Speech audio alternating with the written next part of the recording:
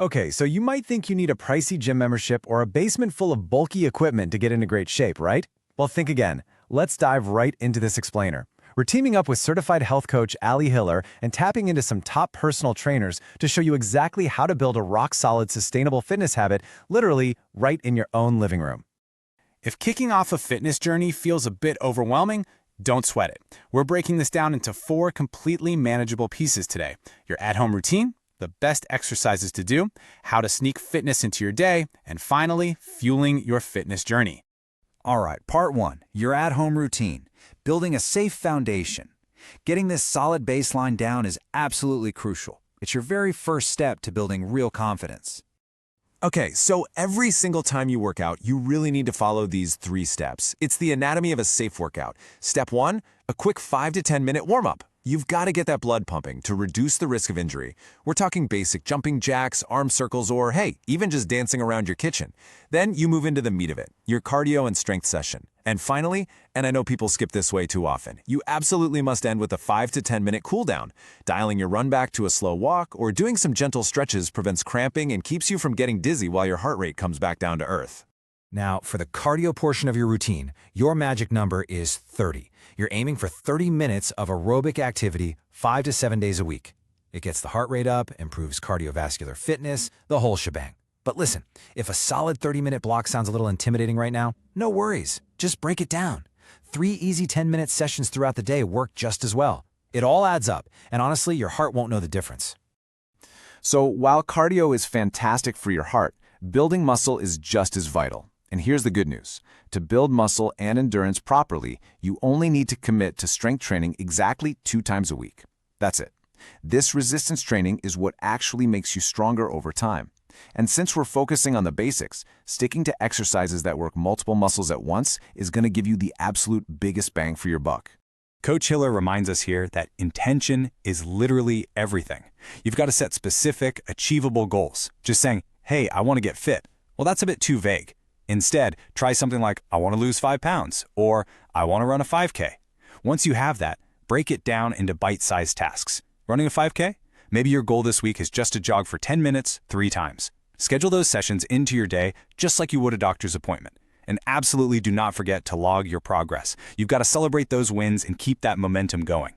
Moving on to part 2, best at-home exercises, moving your body safely. Let's look at the actual mechanics of bringing this to life right on your living room rug. When it comes to aerobic workouts, you really want a mix of impact and no-impact cardio. Impact cardio, think kickboxing, brisk walking, or jumping jacks, involves putting force against the ground, which is amazing for your bone density. On the flip side, no-impact cardio like cycling or swimming is a real game changer if you need something a bit gentler on your joints. And you know what the best part is? These classic bodyweight moves require absolutely zero equipment to build serious muscle mass. You can hit every single major muscle group without leaving the house. Planks and sit-ups are going to light up your core and abdominal muscles. Squats, they will beautifully improve your lower body strength. And of course, push-ups are your go-to for building up that upper body. Now, eventually, you are going to want to increase the resistance to keep challenging those muscles. But what if you're on a budget or just short on space? Simple. Just raid your house. You literally already have what you need. Grab some heavy soup cans to hold during squats. Just, make sure they aren't expired. Or grab a sturdy winter scarf to stretch and pull like a resistance band. It works perfectly. All right, part 3, sneaking fitness into your day. The secret weapon for busy schedules. You know the moves? Now let's seamlessly integrate them into your crazy, hectic life. Picture your packed schedule for a second. We've all been there. Days where a dedicated workout is pretty much impossible. But here is the really good news. Even if you can't carve out 30 focused minutes, you can still be highly active. Just think about your daily chores. Scrubbing the bathtub, pushing a lawnmower around, or vacuuming the house at a brisk pace. All of that unexpectedly burns calories and absolutely counts toward your fitness goals. You get your heart rate up, plus you end up with a sparkling clean house. I mean, that's the ultimate win-win, right? Think about all the downtime in your day when you're just waiting around. You can actually squeeze bursts of activity right into those dead zones. Doing jumping jacks or sit-ups during TV commercial breaks is a classic.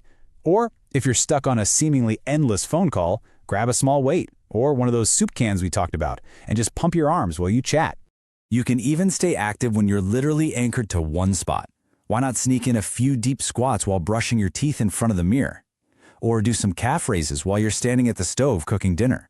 Or even stretch out your torso while folding laundry? It's all about reframing how you use your idle time. Which brings us to part 4, fueling your fitness journey, eating right for energy. Because let's face it, all this new movement requires good nutrition. You need the proper fuel in the tank to sustain it. So let's talk carbs. Carbohydrates get a really bad rap sometimes, but they are absolutely vital for your energy. The real trick here is making sure that exactly half of them are whole grains. Doing this ensures you're getting enough dietary fiber, iron, and those essential B vitamins, which are totally crucial for energy production. And the easiest way to hit that whole grain goal, make some incredibly simple, practical swaps. We're talking swapping out white bread for whole grain bread, ditching white rice for brown rice, and instead of those greasy French fries, swap in a nutrient-dense baked potato. These tiny, everyday adjustments keep your cholesterol low, and the extra fiber, that's going to keep you feeling fuller for much, much longer. You also want to slowly weave more nutritional variety into your meals. Aim for 5 servings of fresh fruits and vegetables every single day. That could be as simple as a small apple at breakfast, a handful of leafy greens at lunch, and a cup of broccoli with dinner. Also, focus on lean, unprocessed proteins, things like eggs, beans, fish, and skinless chicken. And you really want to phase out highly processed proteins like sausage or bacon, because those are just loaded with sodium and saturated fats. Now, we definitely need to talk about sugar, because refined sugars are incredibly sneaky when it comes to processed foods. The American Heart Association strictly recommends that women limit their refined sugar intake to less than 25 grams a day. To put that in perspective, that's about 6 teaspoons. Keeping it under that limit helps prevent heart damage and lowers the risk of diabetes. And for men, that limit is just slightly higher at 38 grams, or about 9 teaspoons of sugar daily. But here's the thing, sugar hides in places you never expect, like crackers, pasta sauces, and condiments. So always make it a habit to flip the package and check those nutrition labels. Well, we've covered a lot of ground today. From setting up a realistic baseline routine and finding workout equipment right in your pantry, to making those super simple dietary swaps. So I want to leave you with this one question. What small step are you going to take today? Whether it's banging out 5 squats while brushing your teeth or swapping out that white rice for dinner tonight, I challenge you to make just one empowering choice right now. You don't need a fancy gym to change your life. You just need to realize that your world is your gym. So what's your first move?